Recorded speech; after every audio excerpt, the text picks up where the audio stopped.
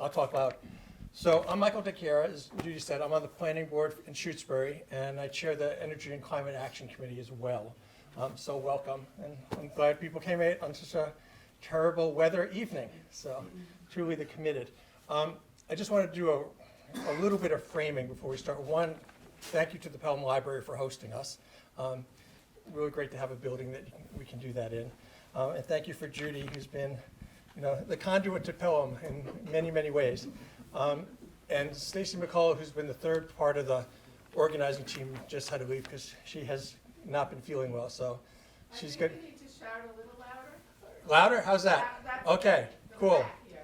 So in terms of format, what we're going to do, Joe, I'll introduce Joe in a second, but Joe's going to do the National Grid presentation, and then we'll do Q&A. So both combination of questions and comments, whatever people are interested in doing. There were three goals that we had for the meeting. One was basically to increase awareness and understanding of the project the National Grid is doing. The other is to help provide information if people wanted to do public comment. This way people would know what the facts were and you could actually comment accordingly. And then the third was to provide opportunity for comments. So if people had comments about the project and they wanted to share them with National Grid and just sort of share them more publicly as opposed to writing them down. There are seats up here if you guys want to get out of the hallway. And then the context for this is twofold.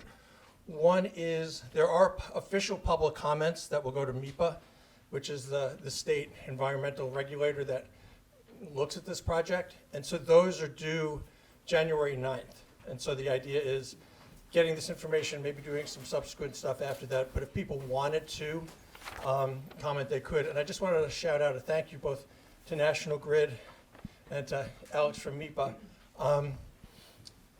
The original deadline for public comments was 2 days ago. And it seemed like if people didn't know about the project and they didn't understand it, you couldn't actually make reasonable comments. So the idea was, can we push the meeting back, create an opportunity like this, so then we have more time and actually can provide comments. And so National Grid had to say yes, and they did. And Alex from MEPA coordinated that, which was great. So thank you to both parties in making that happen. And then the other thing from a town perspective, and you guys can correct me if I'm wrong, but there was a site visit in Shutesbury a few weeks ago, and I learned that the filings to the various Concoms will probably start happening in 2026. So that's the other context of what's the timeline, what's going on.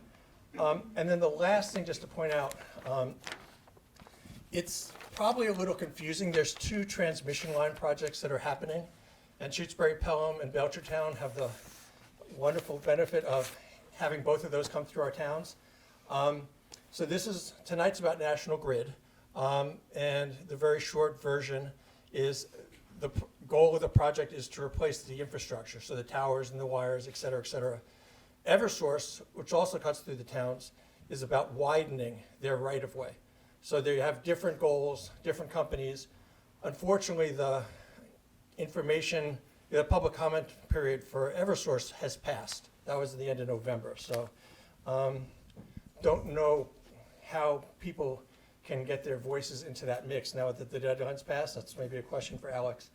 And the reason I bring up the Eversource one is apparently there's been a lot of buzz about Buffalo Falls and cutting down trees in Buffalo Falls. Again, you should correct me, but I don't think the National Grid project is going to touch Buffalo Falls. I think it's Eversource that will.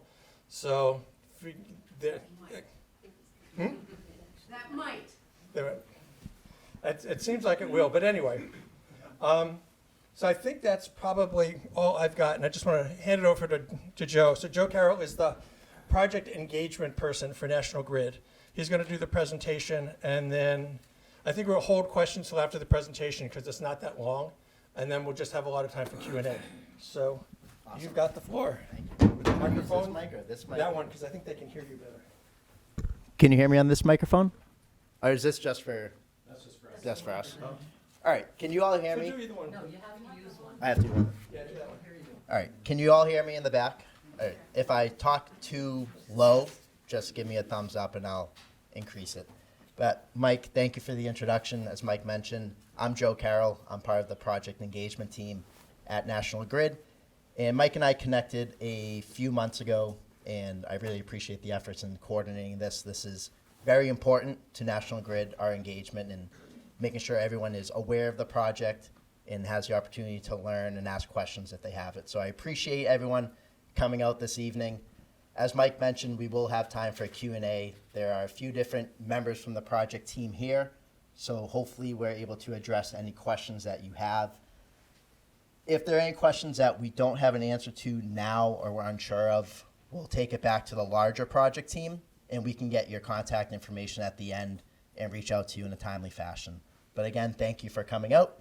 So again, this is for the National Grid Central to Western Mass Energy Improvement Project. It's on our E5 and F6 transmission line that runs through the towns of Shutesbury, Pelham, Belchertown, among 13 additional towns.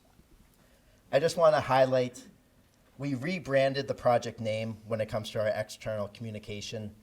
We really wanted to try and relate it more to the communities in the area that we're working, hoping that when we share any collateral, mailings, etc., it catches the attention of the abutters more than a technical term such as E5, F6, ACR, because we understand that probably doesn't resonate or mean a lot to anyone. So hopefully when you see Central or Western Mass, you'll know that this is a project in the area that we'll be working. So I just wanted to highlight that. So here's the agenda. I'm not sure how to get rid of the Bruce, do you know how to get rid of that? picture mode on the bottom. Oh. Um, Yeah, tech support. I should know how to do it, but I don't. Is that the TV or is that the? I'm not sure.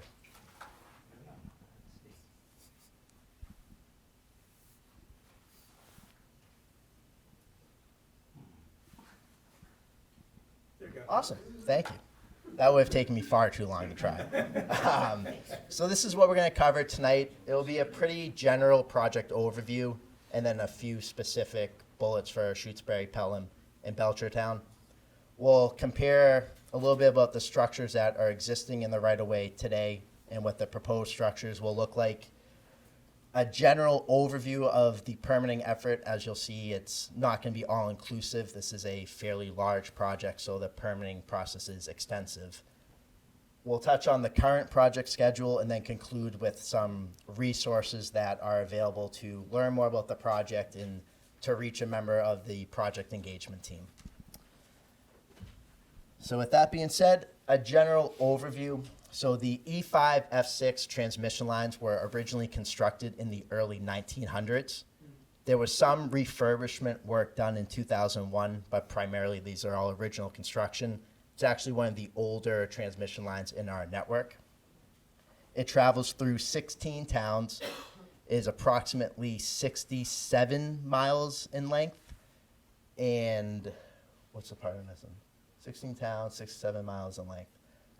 So that's a little bit of a summary. It's approximately 690 to 700 total structures. Hey, Joe, can I interrupt? Yeah.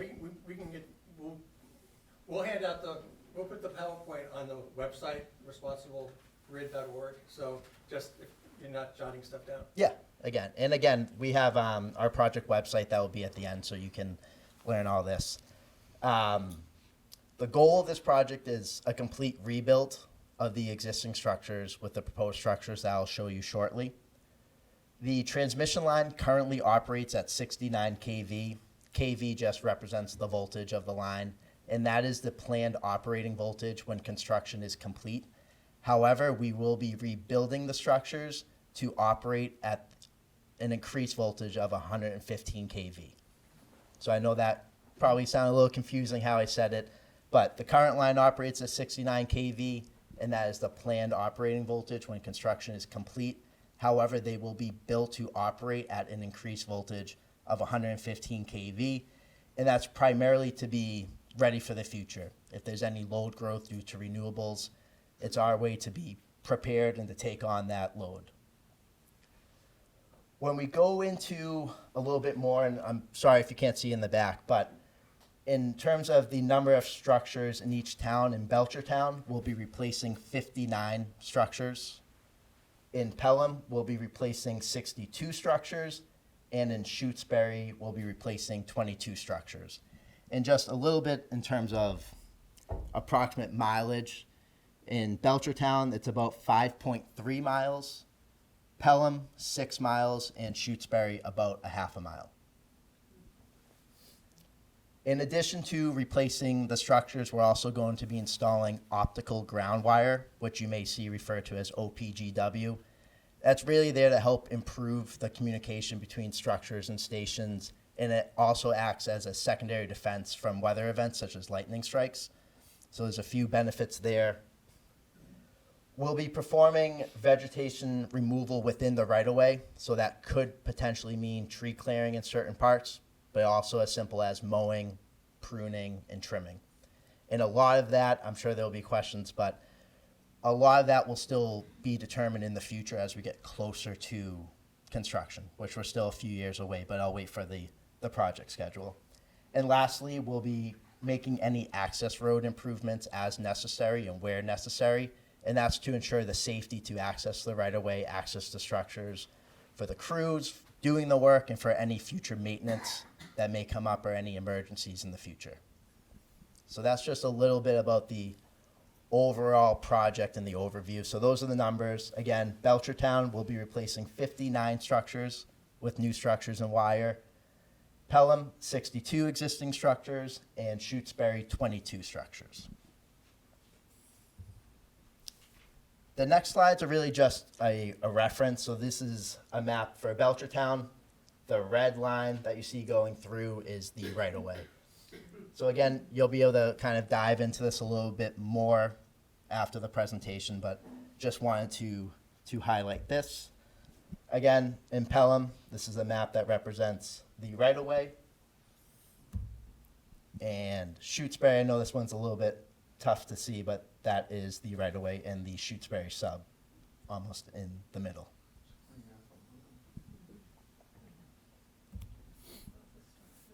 So this slide, again, is really just a good reference. So on the left-hand side is an example of the existing lattice structure that you may see if you were to drive along the right-of-way or be walking in the right-of-way. On the right is an example of what the proposed structures will look like. So there'll be a double-circuit monopole structure.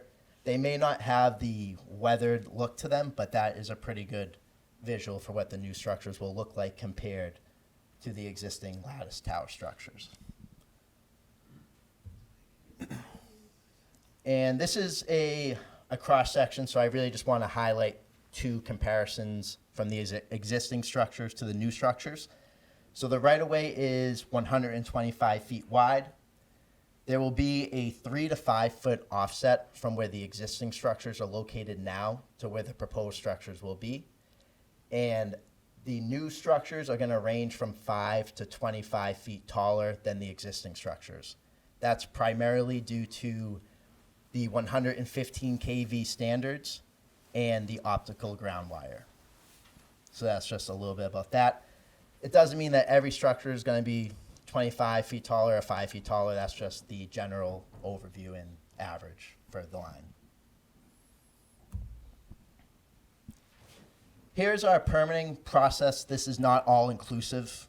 We just wanted to highlight a few aspects. At the top, you'll see the Energy Facility Siting Board. The petition for that was submitted in March of this year. So that is a process that allows all members of the public to be involved. There'll be public comment hearings similar to this. So that's one aspect that we're going through. Environmental permitting, there's a substantial amount of environmental permitting efforts. The ENF certificate was issued in March of this year as well. And then any local permits that are necessary, we'll be applying and obtaining those, including anything with the local conservation commissions or any non-environmental permits through DOT, DCR, et cetera. So this is just a little bit about the permitting process. It really kicked off in 2024, and we anticipate that going into and through 2027. So it's about a 3-year process for the permitting effort. Here's a project schedule that we wanted to share, and we're just going to highlight a few different areas. Our stakeholder outreach project engagement really kicked off in the fall of 2023 and that's something we are committed to throughout the life of this project. It doesn't stop at the end of the permitting process. It doesn't stop the first day of construction. We're committed to outreach, committed to keeping the communities and the public aware of what work is going on. So that's something that will be happening throughout the life until the project is officially closed out. Field assessments, those kicked off in the summer of 2023 and will also remain ongoing, including any environmental field work, access reviews, cultural resource testing, and any construction reviews, etc. Our vegetation management kicked off ahead of soil borings, and that concluded in the fall of 2025 from a vegetation management perspective. And then there'll be another round ahead of construction in early 2028. So those will be efforts, anything needed before access road improvements, and then the equipment entering the right of way. As I mentioned, our permitting efforts include federal, state, local reviews, kicked off in 2024, and we anticipate that to be going into and through 2027. And last but not least, construction and restoration, currently planned in the spring of 2028 through the spring of 2035. So that includes constructing the new towers, pulling the wire, energizing the new line. Once the new lines are energized, we're going to come in and dismantle the original structures. So once this is complete, we're not going to be leaving the existing structures there just to be something to look at. Those will be removed in any restoration. So we're still a few years away from construction, as I mentioned. Spring of 2028 is when we're anticipating to begin. As we all know with construction, whether it's utilities, local, these dates are subject to change. So that's something on our project website we keep updated. So if anything does change, we will share it on our website. And if any local town departments want that information, we'll share it then as well. And this is really just a reference, again, to familiarize yourself if you're not, if you haven't seen this type of work before or just curious what equipment we'll be using. The left-hand side, you might hear of timber matting, which we utilize to access the right-of-way, protect the ground. And on the right-hand side are some of the typical construction equipment. One aspect that's not highlighted here is that there's always not always, but there is the potential use of a helicopter in certain areas. That will be determined as we get closer to the construction. And if we utilize a helicopter, all proper approvals will be obtained, all notifications will be obtained, and we'll certainly do an extra round with local police, fire, so that their dispatch centers know if a resident calls because a helicopter is hovering over the transmission line, they'll know that it's this work going on. So we'll keep all the local departments informed as to what equipment we're using, when we're going to be accessing the right-of-way, et cetera. And lastly, these are our resources that are available. They're live. We'll share this slide deck again, so you don't need to write this down if you don't have a pen or pencil. But we have a project website, which is cma2wmaenergy.com. It hosts our project schedule. We have a pretty cool animation video. I'm not sure if we'll be able to pull it up and share it with sound, but we can try. That kind of covers a little bit of what I said today and has some really cool animation about what the construction process will look like. We have a dedicated project hotline number that you can call, leave a message. We typically are able to return a call within 2 to 3 days. That's our goal, if not sooner, excluding any weekends or holidays. And we have a project email, which is info@cma2wmaenergy.com. So again, thank you all for coming. This is really important to us. We really appreciate the opportunity to do this. We're more than happy to meet if anyone wants to do kind of a one-on-one meeting. We're happy to arrange that and share information as best we can. So I want to say thank you, and that's all I got for right now. Okay, cool. So, Dave, in terms of the choreography of mics, what would you suggest? I think take questions with the room audio, and then Michael, if you can just repeat them back as best you can. Sure. We'll be good. Okay. So everyone got that? So anyone have any questions about? Who's paying for all this? Who's paying for all this? But Noah, you want to take that one? Yeah, you should come up. Well, I will Actually, say, so The team should come up if you want, you just sort of huddle, so you don't have to go back and this forth. project is already built into the capital plan. So it does tend to, there is parts of it that do go back to the ratepayers, but this is already built into it. It's already planned for, so there's no, I guess, additional payments that are gonna come into it that aren't already built in. Is that relatively Yes, close to the answer? Close enough, close enough. Okay. So this Yeah, project, come take the mic. Because we're recording it, that's the issue. sure. So this is my assessment, so this project has been reviewed. Speak up, please. This project has been reviewed by ISO New England. It has been approved for delivery. And as such, any cost incurred on this project is paid by you all as the ratepayers of all of New England. I think the territory starts from Maine. So all of New England, ISO New England's territory pays for it. It's been reviewed and approved by ISO New England. And there is not going to be an extra charge coming to you or anything specific related. You won't be able to identify this project. So if your bill goes up by 2 cents, this could be 50 other projects going in there. Not only this project, but I don't know what the impact value for this specific project is at this point. But this is approved by ISO New England. So why don't you just do the questions? while we- Okay. Yeah. All right, who's got, I think there's another hand. You can go. The project, you said in Shutesbury is half a mile, but the line that goes through Shutesbury is a lot more than half a mile, so I don't understand that. Can you just repeat the question? On the map, On the map, yeah. So the question was around, Difficulty hearing and back here, there's a movement. Yeah. Come, there's more seats. That's great. these I don't know. microphones only You got that are one? for the video. I think it's They're not amplifying the sound. There's plenty of chairs. So you guys want to sit up here and then they can sit in the front row? Yeah, if the team would come, or some of you come up front, then we'll free up other seats, and then you can answer their questions being already up there. Joe doesn't bite.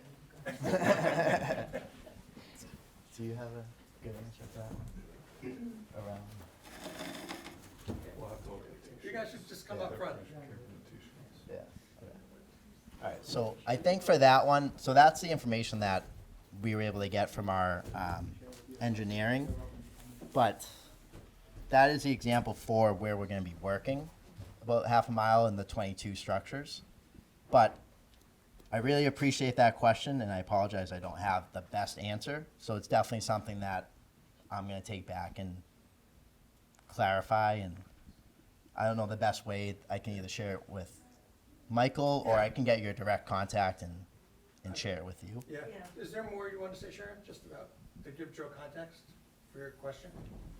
Well, just that the transmission line through, goes a long way through Shutesbury. So I just don't understand why you said only half a mile, so is the rest of it, I mean, it's miles in Shutesbury, so does that mean the rest of it would just stay the same? So this project, no, we're replacing all the existing structures on the E5 F6 line. As far as, I'll have to go back and double check because I'm not in the engineering group that developed that number. It doesn't make sense though, given the length of the transmission line. Is there another one of your members who has the answer? Does this question? Can you go back and show that map? Yeah, definitely. How long it actually is? Michael, Yeah. if anyone anticipates answering the questions, those two mics are hot, so they're Okay. answering to those two mics. Great. Definitely, yes. So, as Joe said, we will need to confirm the number Can you that, hold your mouth really close to the mic? That mic doesn't work. It's- sorry, I can speak louder though. We will confirm the mileage number that was shown on the slides. However, every structure along this path will be replaced, so if that number is incorrect, Okay. the whole thing is still being reconstructed. is the extent of the project past Shutesbury and on the other end before the Quabbin? Does it go, I mean, this is all, the whole transmission line? Whole transmission line corridor, it goes from Millbury all the way to Deerfield. It's about 69 miles Okay, yeah. total length. Bruce?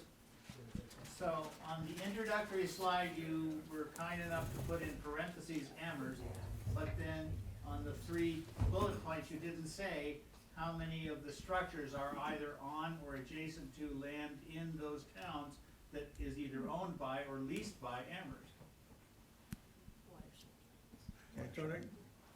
There's Amherst watershed in Shutesbury and Pelham, right?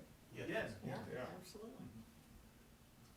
So that would be helpful information to Conservation Commission, which we are members, and I'm Yep. sure other people. No, definitely. No, that's a great point, and I apologize for not having Okay. the specific numbers, but I will take that back and make sure. And again, we'll be going to all the local conservation commissions, so this is just really an overview. So I do appreciate any questions that you have. Definitely share them, because this is helpful for me to take back to the I'm gonna follow project. my rule and do the microphone for a minute. Yeah. So I think one of the things that Bruce points out that would be helpful is you're probably only going to the Concom in those 16 towns. Amherst is not one of the 16 towns, but they're responsible for the watershed. So part of it would be, how do you engage towns that are have land that they own that affects their water, but they're not part of the actual communities that are getting crossed through, if that makes sense. Yeah, no, that makes sense. Do you want, yeah, I'm just Yeah. gonna follow up. So on Yeah. that, so for any of those communities, we will take that back and we'll work to identify them, and we can do this outreach and present the project to them. And I'm just gonna call in Beth, because you had a follow-up Yeah, question. that's- Very related to that, my general question was just gonna be, how are you relating out to, property owners? So Amherst is definitely one of them, but just in general, I would think, right of ways going through Mm-hmm. a variety of people's property, but Amherst owns a lot of it, and, so yeah, I was just wondering when that outreach is gonna happen, and. Yeah, so we have already identified our abutters list. So we typically go off of 300 feet from the right of way. So we have sent mailings. Our first mailing was in June of 2022. Then there was another mailer in 2023. And from when work began to kind of pick up with solar borings, we did targeted mailings to address the areas as we moved along. We also hosted project open houses. So we've held 5 project open houses. Those were in regards to Shutesbury, Pelham, and Belchertown. They were on June 26th of 2024. So we sent mailings out to our abutters list, inviting them to the open house. If we identify anyone that wants to be included on that, we can add them to the mailing list. So that's really how we go off. So we've developed the abutters list based on the properties and the addresses as they relate to the transmission line. Related to that, will you be meeting with individual property owners and letting them know about the distinction between temporary work impacts on their property and then final condition of land on their property? Yeah, so any property owners that request a meeting, we're happy to do that. There's a significant number of abutters, so I don't know that would be easy to coordinate about 700 meetings or so. So any abutters that request a one-on-one meeting or reach out and want to have one, we're happy to do that, and we're more than willing. So if anyone wants a meeting, we're happy to schedule those and be there. I guess more than a meeting with them, is there a place that's really clear for folks to see what is a temporary condition and what is the final condition? Where say maybe you're modifying terrain or drainage or something, so landowners are not surprised and dealing with the repercussions later. Can you repeat that? I know people were straining in the back. Yeah, so it's about mainly what the properties will look like before construction, and if it's a temporary measure or permanent, so what the area will look like when construction is complete. We don't have any, I guess, visual simulations for that at this point. there may be areas that we can look into that and determine where it makes sense to do it.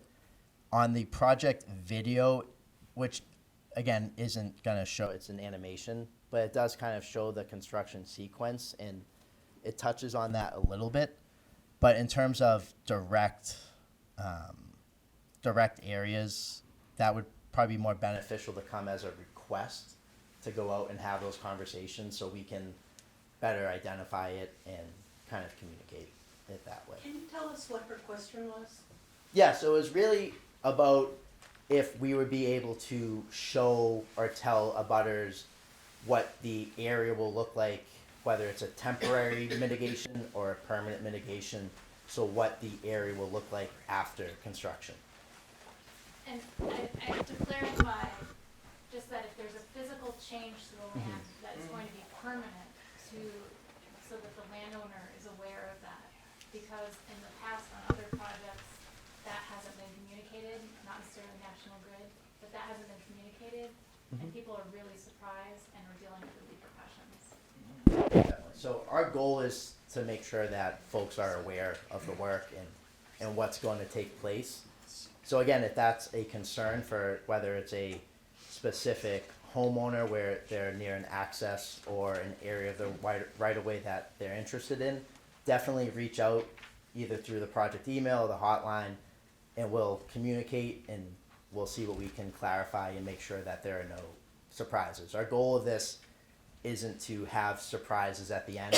We don't want you to see a truck coming in doing work tomorrow and being like, whoa, I had no idea this was happening. We're trying to be proactive with our outreach. Again, we're still 3 years away from construction efforts, so the more questions we can get and the opportunities to communicate, whether it's in group settings like this or one-on-one conversations, we're happy to do so.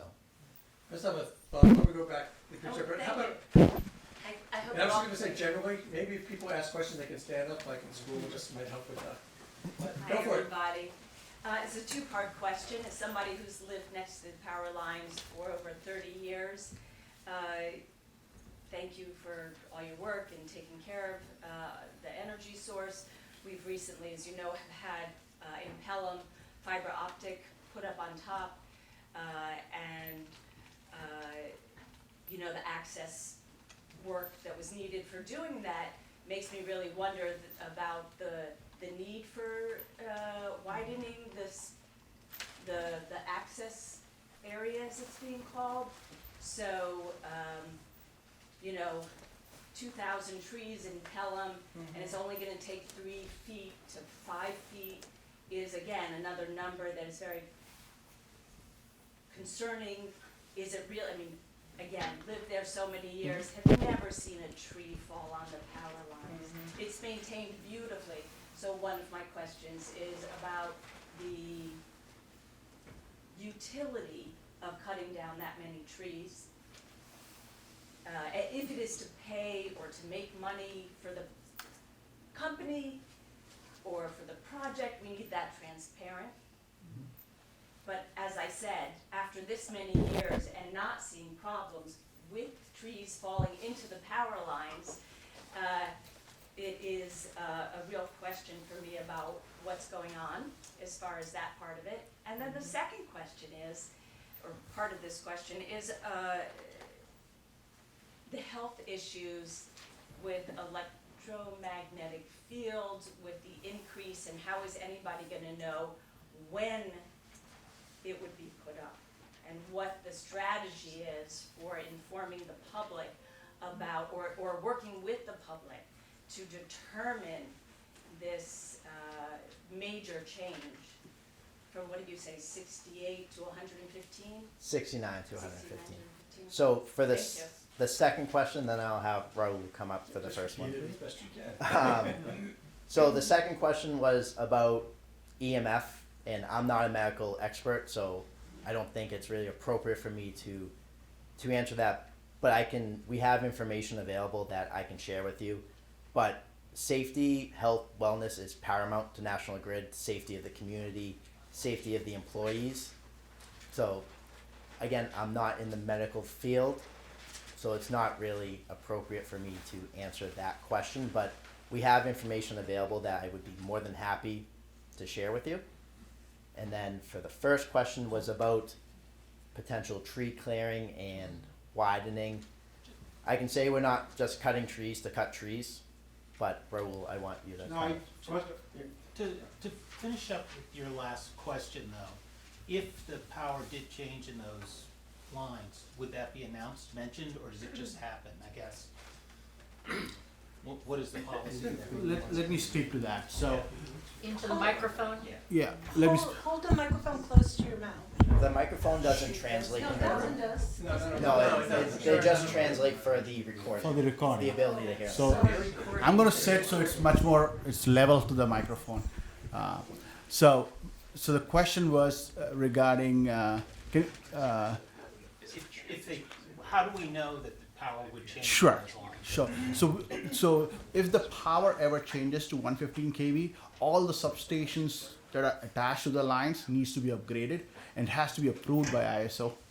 And there's going to be a study done by ISO when the need for that upgrade is, and they would approve, and it would be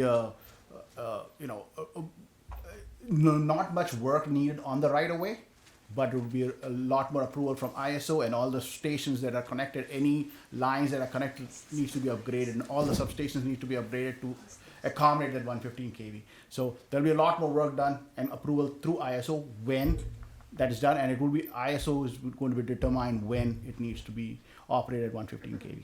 Can you say what ISO is? independent system operator. System operator. So it's a governing authority that governs all the utilities in the New England area, and they are responsible to take care of the public interest in the New England area. Correct. So yeah, they're ISO New England, independent system operator of New England. They basically take care of the entire grid in New England. I think their role became more active after the 1960s blackout. Correct. So I think it just basically they oversee the entire grid in New England region.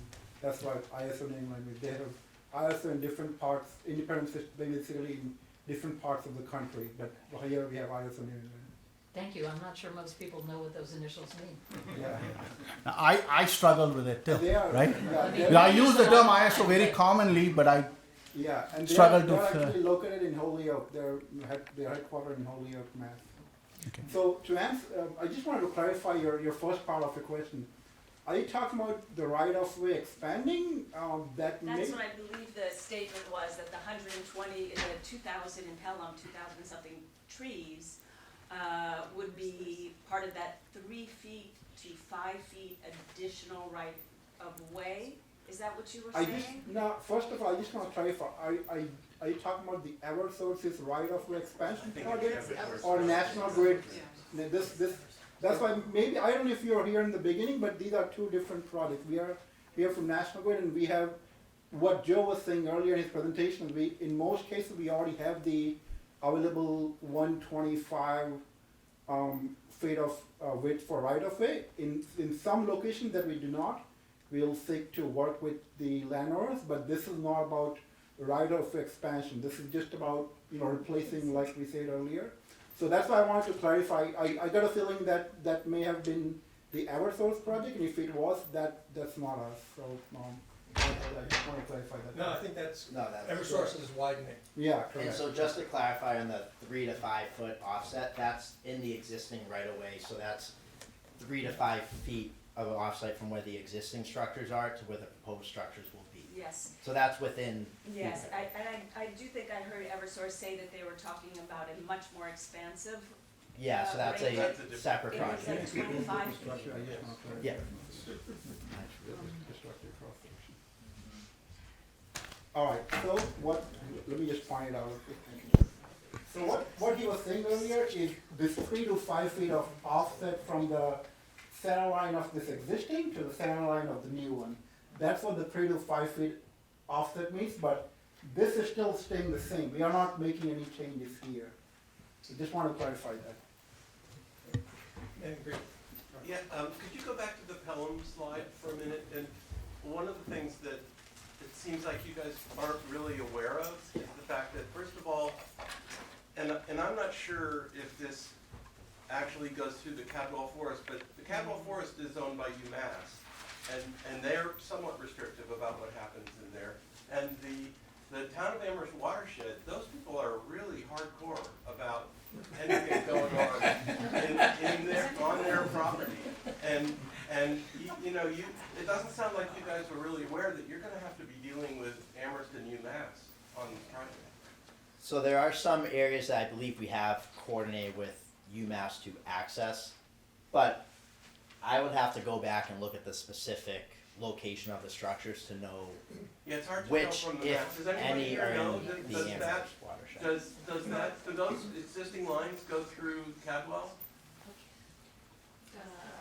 I don't know, in The the, Eversource one. the It doc, actually says it on the map. Could you point it out? The Cadwell. Just point. Cadwell right Thank here. you. Yeah. Oh, yes, okay. That's not just a point though, I mean, it's a pretty big. Yeah. And if there was any money exchanged in the plan for being able to do that? but the right of ways, I think, were established Yeah. decades Yeah, ago. the right of way. Yeah. But we're checking right now. We're gonna check exactly to see. where it's going through, but if you have access to the MIPA filing, there is a full-size map set that can show you exactly where the transmission line goes through all of the properties along the corridor. So it is publicly available as well. If you go onto the website, we do have a link to the MIPA filing, and you can access. The way that the MIPA document is organized is we have attachments for map sets that go organized by each town. So you don't have to look through the whole thing. You can go and find the town that you're interested in looking at and take a look at the maps in that way. We'll go in the corner, and then I'm sorry, we'll go after you. Thank you. Okay, so my question, thanks so much for doing this. Of course. And it's so great to see all these people come out. My question is about vegetation management. And there's trimming, and then there are pesticides, and then there's Roundup, and then there's glycophosphates, and then there's wetlands. And these are known carcinogens, and I am an avid hiker, and I just broke my arm doing it on Thanksgiving. Oh, no. But, you know, hey. I'm sorry to hear that. Oh, that's all right. I'll be back out soon. But I'm concerned about what kind of chemical pesticides are you doing with vegetation management? So, unfortunately, no one from our forestry department was able to attend, but I believe the majority, if not all, of the vegetation management efforts for this project are going to be equipment. So that's mowing. When it comes to, I guess more, and this is off topic, like the maintenance cycles, there is occasional, and that's all approved through the state, and on the state website you're able to find that, but that's all targeted. So that's handheld, it's not like a machine or a helicopter flying over and dumping. So it's all very targeted when that's used. But for this project, I don't believe that's planned to be utilized. It's all going to be equipment mowing. But you're not sure. No, You it, believe, no, you're yeah, not sure. that's, I was just confirmed, so that's correct. So it's not, it's just going to be all machinery. We'll go over here, and then we'll go in the back. Yeah.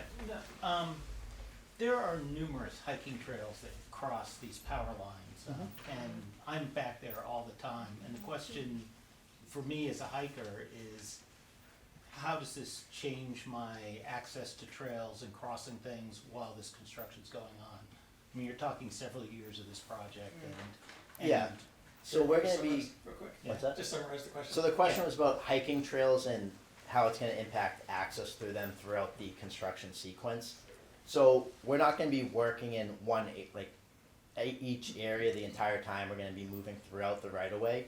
So our goal will be to communicate that. So if there is any impact to hiking, that there'll be signage, because that's a safety concern, right? If we're in there working, we don't want folks kind of stumbling upon it and then being in a work zone. So our goal will be to communicate that, have signage, but again, we're not going to be in one area for the entire duration. We're going to move throughout the line. So there may be a temporary access restriction for a select number of days, weeks, months, but it won't be the entirety of the 6-year cycle of the project. And I mean, there's trails, you could be miles to get around a particular spot if it's blocked. So how do we know it's blocked, and how do we know where we would be, how would we be able to find out while we're back in the woods? Yeah, Or so we that's could or couldn't go. a great question about awareness and how folks will know. Yeah. So if there are, I guess, groups or associations that manage communication about that, we can work with them to post material. And then we can, our goal is to at least communicate so the abutters will know the work is going on. But in terms of the trails, we'll work with the towns to see the best way to communicate that. And if you know of any groups or associations that manage, whether it's a Facebook page or social media or have a website, newspapers, et cetera, we'll work. We want to try and make sure everyone's aware of it. Again, if you're in a portion of the right of way and kind of find it happenstance, I'm not sure how to necessarily mitigate that with the number of trails, but we'll work to any trails that would potentially access the work zones. We'll work to have appropriate signage and communicate that in advance. Just jump in. I just wanted to add one thing to that. So, you know, we got that question in one of the other communities in Central Mass. So one thing I can tell you, you know, when we are doing, when, let's say, for example, when we are going through construction in Pelham, we'll of course work with all the local town police, you know, all the first responders there. In addition, even the Concom would have an idea about, you know, our timeline. So, you know, there'll be plenty of communication, because the reason I'm responding is that we've gotten this question before in other communities. So, you know, there'll be plenty of opportunities for us to get this message out of our construction line. So, you know, there'll be plenty of opportunities to make sure that all the people that use that trails in the area, they know about this through one or the other medium. I'm just gonna add on to that. So I know all of our towns have either a town administrator or town manager. You know, I'm curious, I know Shutesbury's got. Pelham does not. Pelham doesn't? No. Really? No. Oh. Sorry about that.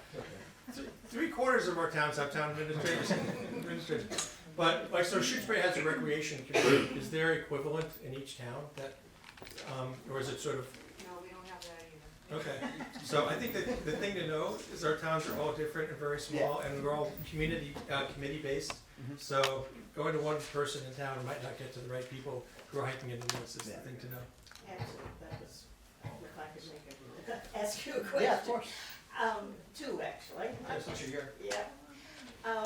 First of all, I wonder how you actually notify individual landowners that suddenly their backyard may be, you know, a construction zone, and how they will know, how long in advance. I know you said you sent some letters, but I just wondered if that's the only way, or if it's a clear, if you have a question, call this number. That would be one thing.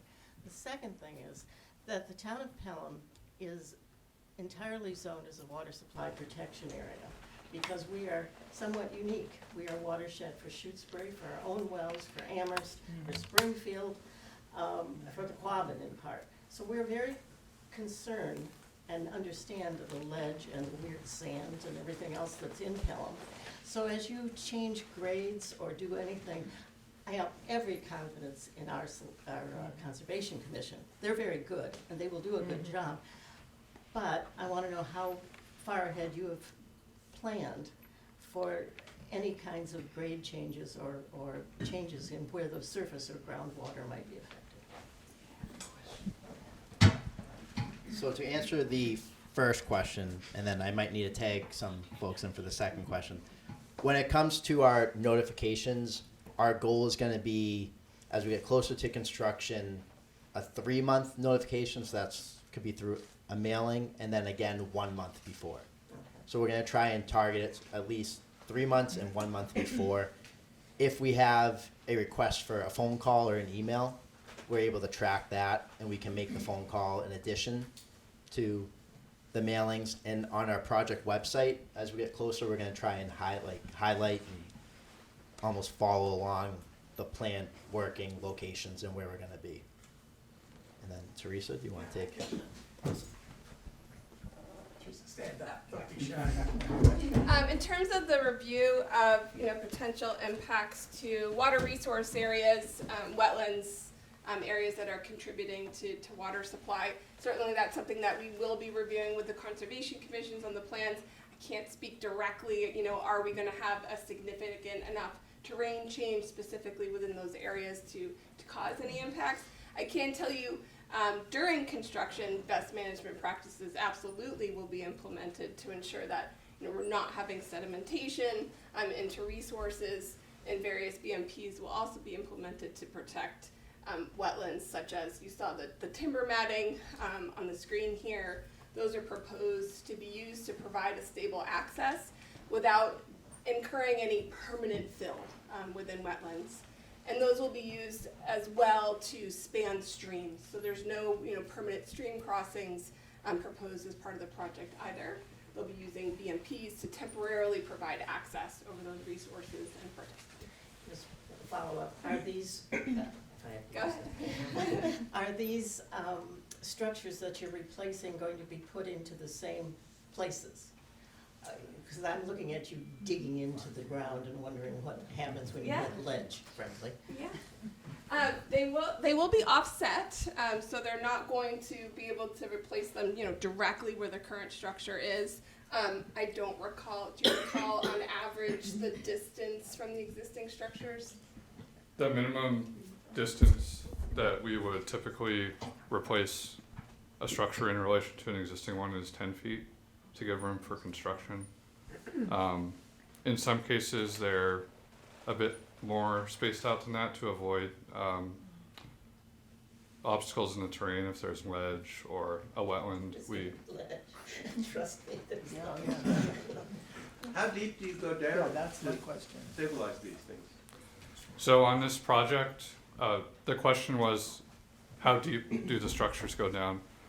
On this project, there's going to be 3 different types of foundations. So for structures that are subjected to light structural loading, there will be a hole excavated in the ground, which will not exceed 25 feet, and the structure will be placed in that and then backfilled. For a larger structure that has a larger structural loading, it will be a concrete foundation, which is a bit larger, excuse me, diameter, maybe 8 to 10 feet, and that can go, we haven't finalized our depths for that, but a typical depth would be around 30 feet for that. And then in areas where there is bedrock that's close to the surface, we will be using what's called a micropile foundation, and that's a small diameter pile that's driven into the ledge and then filled with grout, and then there's a cap put on top, and the structure will be mounted to that. Those depths are not yet determined. They are a small diameter though. They're usually 4 to 8 small diameter piles per structure. The patient person in the back. Patient person in the back, thank you. There's a fundamental part of this that I'm not understanding. At the beginning of the presentation, it was said that every existing structure will be replaced, and that there's a 125-foot right-of-way. But a lot of the questions seem to be intimating that you're cutting a whole new path and clearing this whole new thing, but what I'm hearing from the presentation is that we're not cutting a whole new path. We might be widening a path that already exists for the existing structures to be replaced. Yes, so all the work is gonna take place within the existing right-of-way. Okay. Yep. Okay. I'm just gonna follow that up with a comment. So, I can't remember if I said this, Shutesbury had a site visit for part of ours a few weeks ago.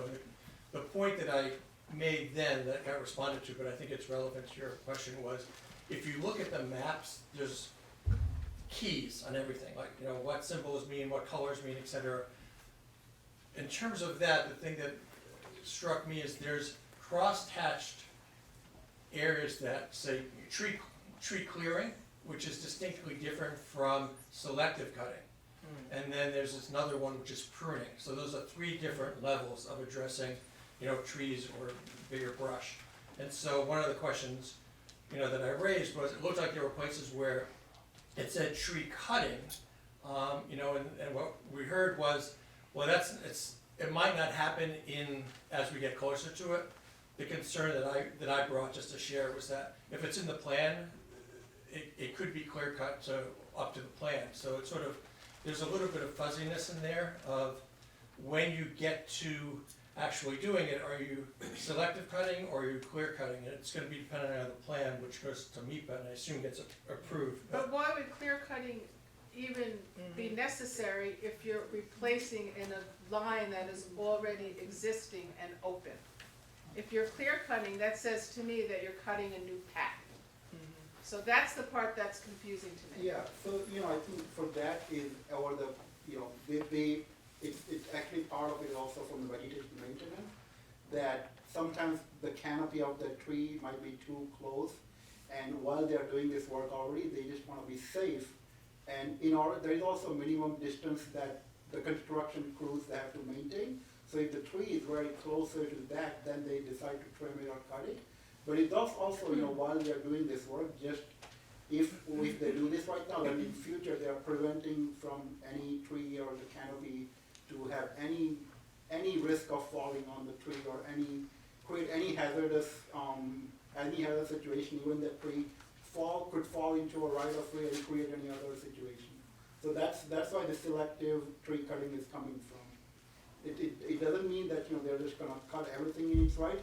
They're gonna be very selective about it, but at the same time be methodical to make sure that, you know, they are long-term planning this, because these are right away, as you know, some of these are very remote locations, you know, they don't come out here every day.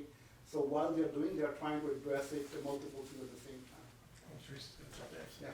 Yeah, just to add, in the MIPA filing itself, we do have some cross sections to further explain the different scopes of tree work that's needed. The reason why we have some variability in our terminology is because there are specific clearances required within the main line itself.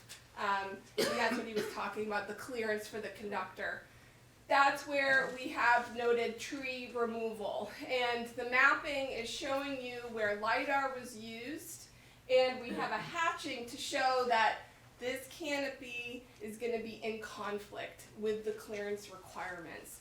So it is anticipated that it's going to be removed or trimmed, you know, depending on if they can prune it without, you know, taking the whole tree. So it is a conservative estimate to capture what tree removals will be needed for the clearance. Off right-of-way is a little different. These are off right-of-way access roads where a lot of them are existing, and it'll be selective, meaning they can work with the landowner or, you know, work with the contractor where it may only be this tree and this tree, and I can get my equipment in. So it's just it's a different process and a different requirement.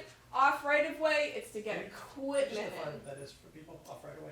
Off right-of-way access would be an access route that comes outside of the right-of-way leading in. And what if the landowner has a different idea than what you do? Who gets to win? That would be coordinated with the landowner for sure. So, I have two questions for you. One is, what's the relationship, or is there none, between Eversource and National Grid? No.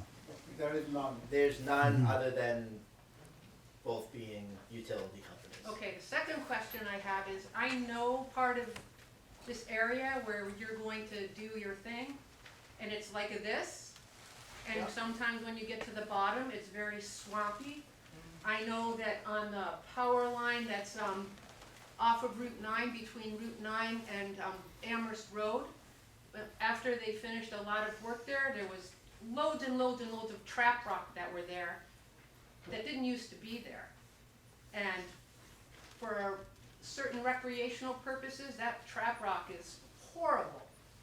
And so I'm wondering if that's a possibility, that what you all are gonna do also when you get to a spot that's like this and there's happens to be water and swamp at the bottom, are there ideas about putting fill of that nature into some of those areas where you're gonna be working and leaving it there?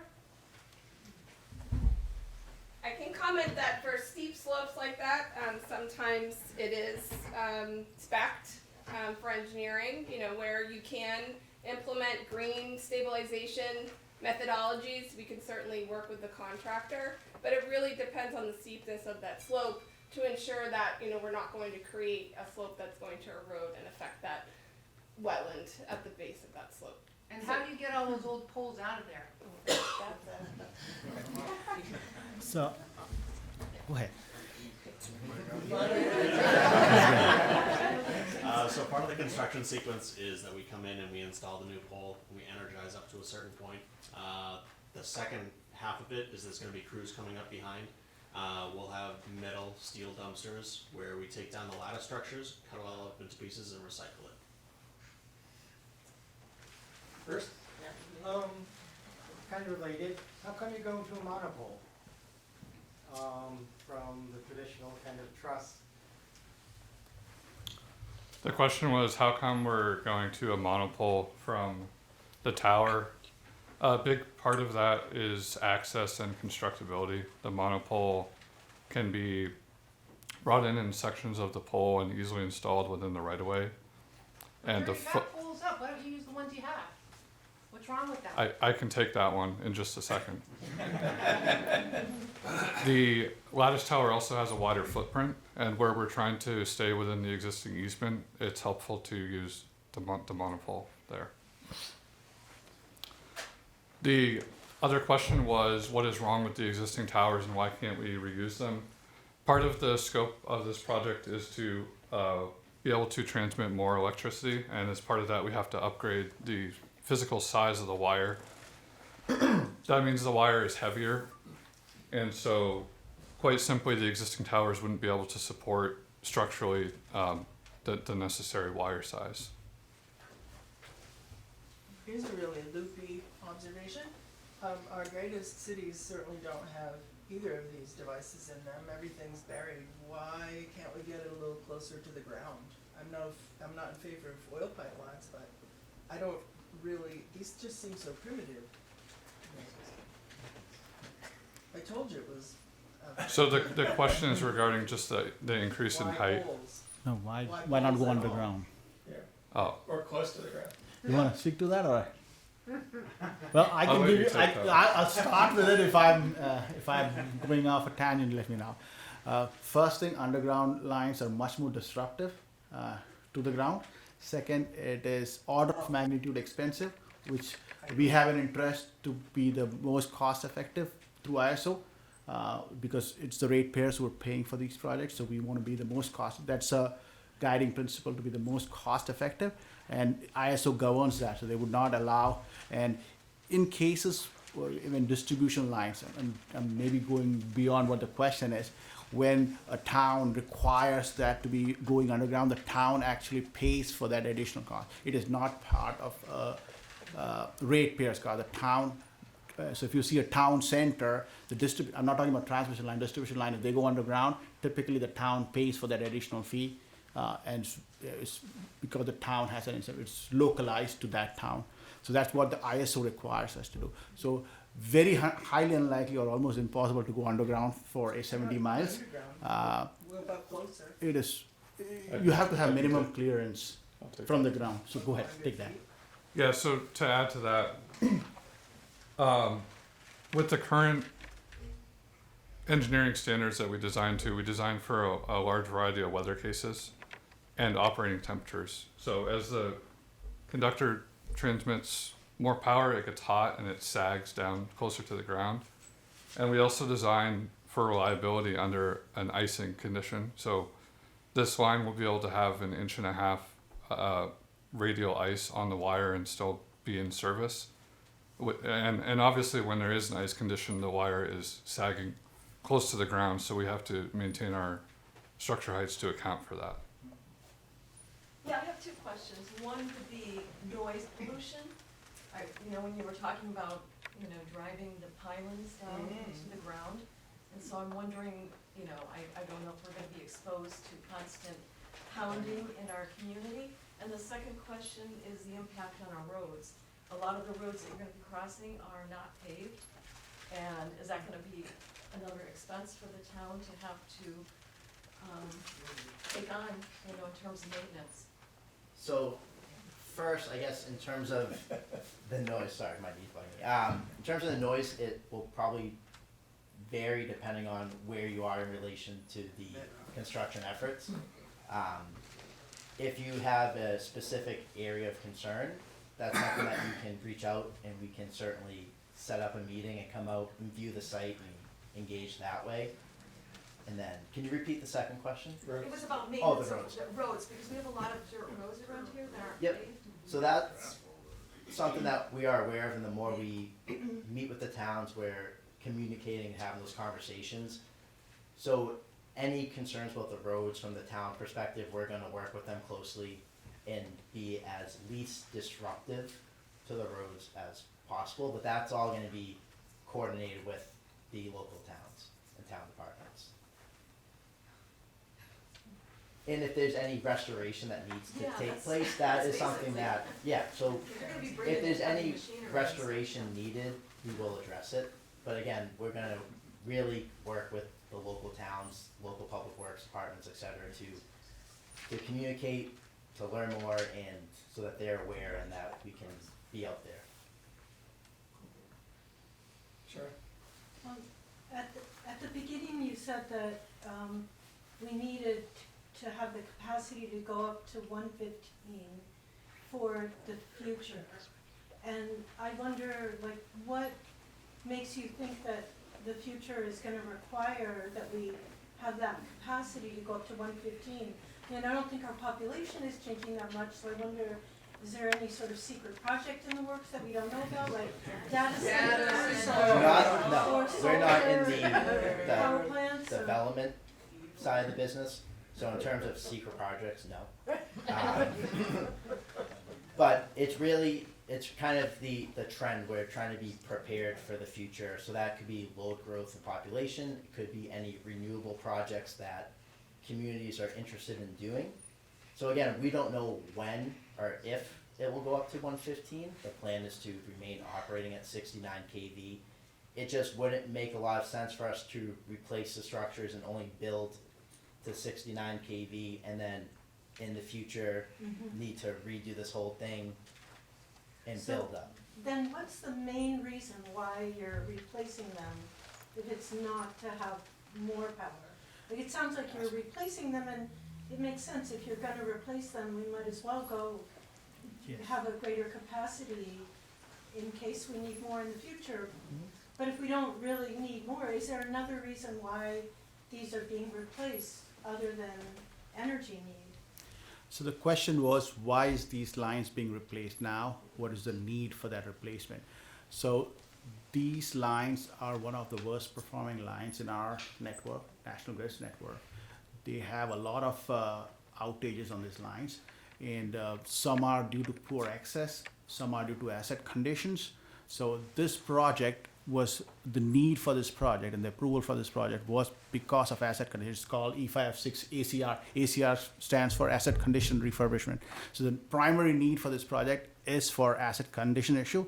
As we are upgrading it, we are upgrading it to 115 kV just for that capability in the future, so we don't have to come in after 10 years and have to disturb everyone again. So, and the incremental cost for that is very small as compared to the cost of coming back. So it's approved by ISO, and that's, Thanks. and what Joe was saying is the That trend makes is, a lot of sense. it may go ahead. I had another little question which was related to what Sid was asking about this rock that they put down. I think you called it crushed rock, is that what you call it?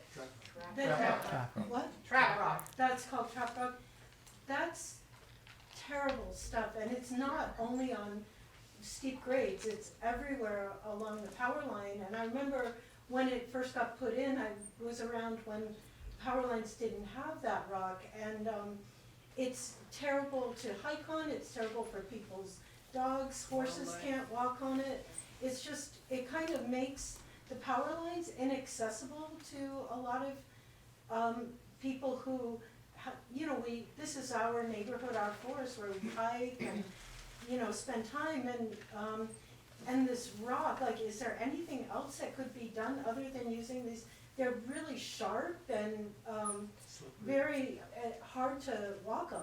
And Is that plus is that choice based on making it convenient for your equipment to get up there? That's right. I mean, that's It's what I see terrible for us. on the It- places that I hike, that Yeah. it's designed for Yeah. equipment to go up, not. But it's on flat, you can No, see I in the know, picture, it's I live everywhere. live right next to one Yeah. of these, yeah. It's horrible stuff. I can't speak directly to the material. Certainly, there's in some areas where something we could look into is where we do know there are trail systems. Are there different, restoration measures that could be implemented where it does cross and there may be impacts? Again, sometimes at the entry into a right-of-way, you see larger stone, and that's often used as a BMP to, track Define BMP. a best management practice. Thank you. Yeah, so sometimes that larger material is used to be able to trap sediment as trucks are moving. Usually those are pulled out post-construction as part of restoration. So I think that's something we can follow up on, the size of stone that you might be seeing. Well, it's the sharpness.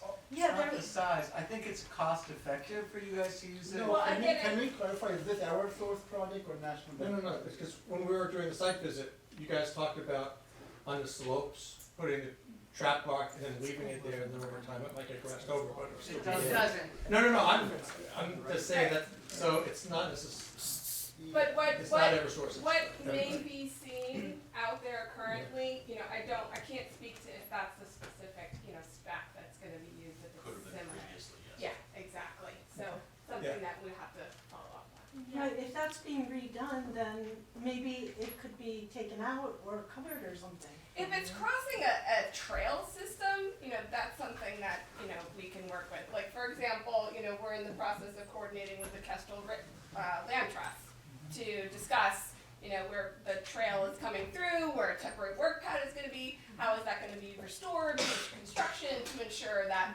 that trail is maintained. So some of the trails go along the power line to connect with other trails. Power line is the trail. Yeah, the power line is the trail, it was the trail and it still is, but it got covered with this inaccessible. Again, I think it's taking a look at the specific areas, and seeing what sort of restoration measures can be done. And could we have a say in that, potentially? The land manager of the specific, trail system, that's who they would principally be coordinating with first. It could be the Conservation Commission, it could be, Mm-hmm. Kestrel Another. Land Trust on some of them. Yeah. Oh, gosh, now I've got the mic. While I have it, I'm obsessed about digging the holes in ledge. Would you be blasting it all? Oh, no. Oh, good. Thank you, that's exactly what I wanted to know. Yeah, question up front. So I just wanted to make actually an observation, in terms of electricity consumption. Even though our population is not increasing, our use of electricity is, for good reason. Many of us are putting in heat pumps. Many of us are purchasing electric vehicles. Many of us have converted a range of things from propane gas and oil to electricity. And so in my own case, and we're putting in solar. And all of this makes more demand on the infrastructure of the system. So I, for one, completely understand why this planning for potential increase, because it's not so much potential, it's gonna happen. Because right now, what percentage of us own electric cars? It's relatively small. And after the blip of this crazy administration passes, things will pick up again. And we will see more and more electric cars. We will see more and more incentives to convert to heat pumps and so on. And so the consumption of electricity is the future, frankly, for cleaner energy, assuming that we can produce that power more cleanly and we have a better shot at doing that. Oil will never be clean. Propane will never be clean. But electricity has the potential to be clean. And so I for one, understand why this planning is happening and frankly appreciate it. Because I think in the long run, our environment is going to require that we make some pretty dramatic changes. With all due respect, I agree with you, Bob. However, there's right ways and wrong ways of doing it and how to respect the environment as well as Agreed. having electricity. And Agreed. the electricity there. I was just pointing out why the need for more electricity. I think we understand that aspect. Yeah, we had a question here in the front. Yeah, we'll go from there and then we'll go back. I'd like to come back to the question of clear cutting versus right of way. You say the right of way is not gonna change, but you also mentioned that if the canopy of a tree impedes on the right of way, in other words, some leaves hang out over the edge of the right of way, that would be a reason to clear cut the tree. We've seen that along the sides of our road within the last 5 years. Right of way was reinterpreted to mean cutting another 30 or 40 feet back from the road. Are we facing the same issue here? So in the areas where we can prune or trim, that is what we're going to do. Again, the tree clearing is gonna be selective, and we're still a few years away from knowing exactly which trees are going to need to be cut or trimmed or pruned.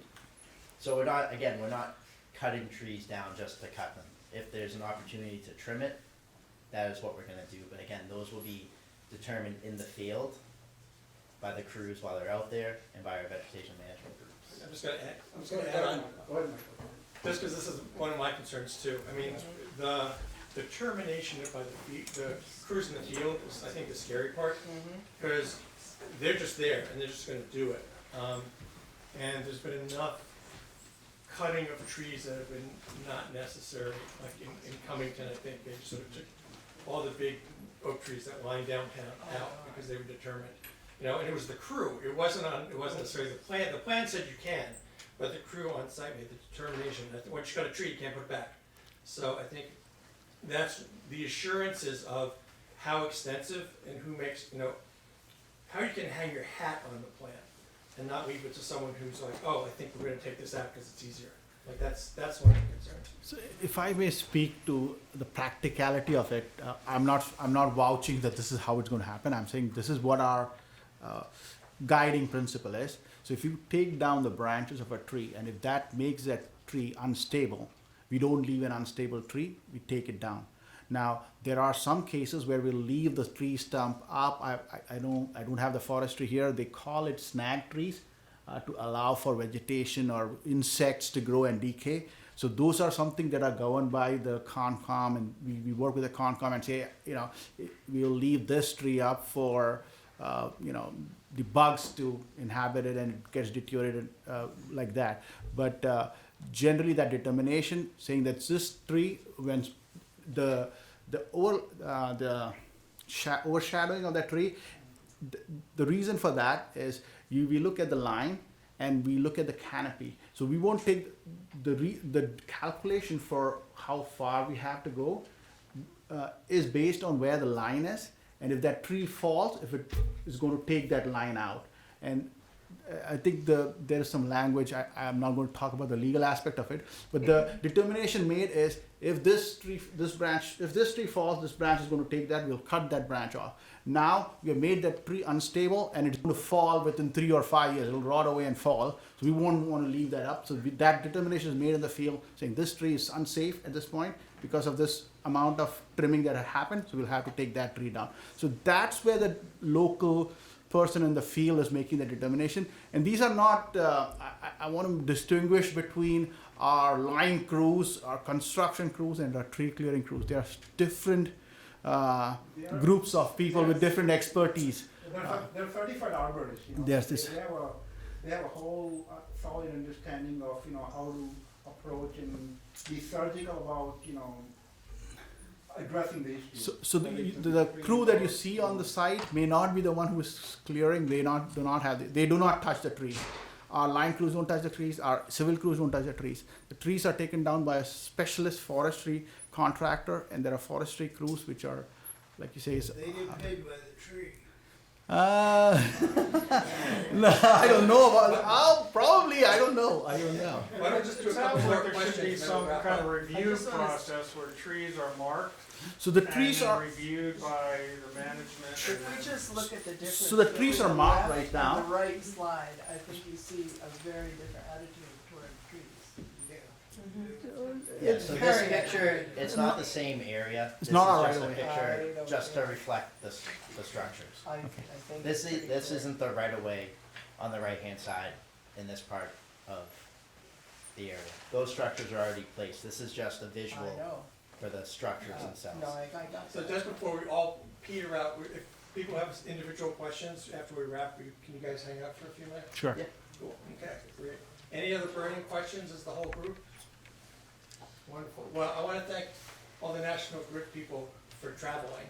And I want to thank everyone else for coming because it's maybe icy outside and the questions. It sounds like it's going to be a bunch of years, but it's going to require town engagement. So I'm really glad that we're in this room to begin. We appreciate the engagement from the community, you know, hearing from you makes us definitely feel that we are part of, you know, being here and, you know, you are. And just to highlight, we've, this isn't our first round of presentations. We've presented to 13 of the 16 select boards previously, in 23 and 24. So this isn't our first round that we're presenting, and it probably won't be the last, so.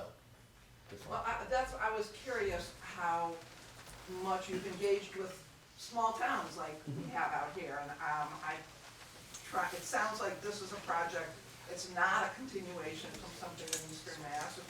It's starting here where you determine this is in real need.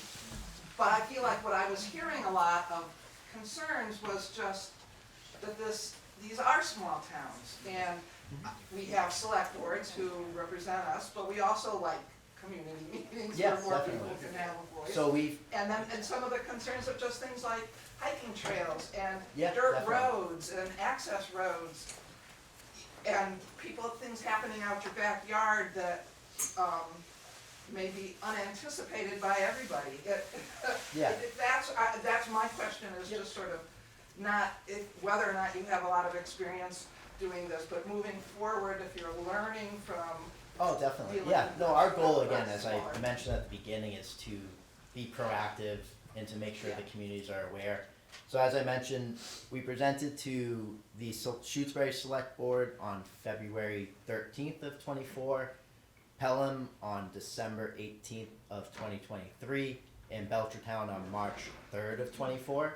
And again, those aren't the only round of presentations we'll do.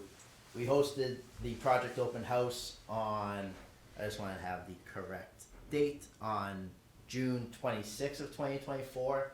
And there will definitely be another round, if not 2 rounds, especially as we get closer to construction, of open houses. So we're trying to be as proactive as possible. And we definitely appreciate everyone coming out and all the questions and comments. It allows us to bring it back to the project team and to be aware of any potential concerns. That's what we're here to do. That's why we're here tonight. And that's the goal for the next few years as we approach construction and then throughout the construction process. I just want to mention one more thing to your point that, you know, we don't have to wait for this kind of platform. That's why Joe mentioned on the last slide, you can reach out to our website, phone, email, feel free to reach out to us. We don't have to wait for an opportunity like this to come up. We're always here and ready to hear from you. Well, thank you, everybody. Thank you. Drive safely. Thank you.